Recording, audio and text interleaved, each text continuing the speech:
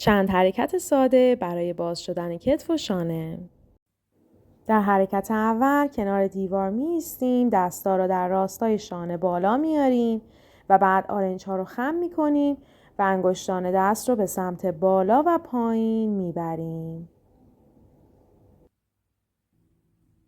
در حرکت بعد به صورت ایستاده دست ها در راستای شانه میاد بالا، آرنج ها خم میشه، دست راست میاد به سمت پایین و دست چپ انگشتاش میاد به سمت بالا و انگار که از پشت میخوان انگشتای دست به همدیگه برسن.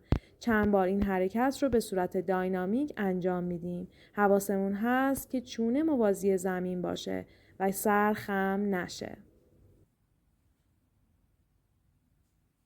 بعد دستامون رو روی یک تکیهگاه که تقریباً در ارتفاع هیپ ما هست و بالاتر نیست قرار میدیم و بعد پاهامون رو به سمت عقب میبریم تا یک زاویه 90 درجه بین پاها و بالا تنمون ایجاد بشه. در این حرکت سعی میکنیم که پشت زانوهامون رو صاف نگه داریم و سر در راستای ستون فقرات باشه.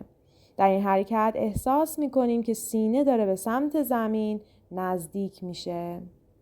برای برگشت حتما اول پاها قدم میزنیم و به سمت تکیهگاه نزدیک میشیم و بعد دستا رو رها میکنیم.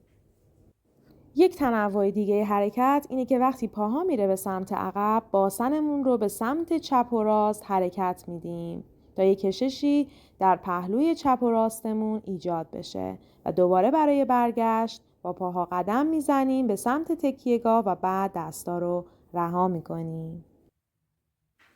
در حرکت بعد به پهلوی راست یا چپ دراز میکشیم، دست زیریمون رو صاف و کشیده جلو خودمون قرار میدیم و دست رویی رو با دم میبریم به سمت عقب. سر و گردن هم در همون راستا حرکت میکنه و با بازدم دوباره دستا رو به هم میرسونیم.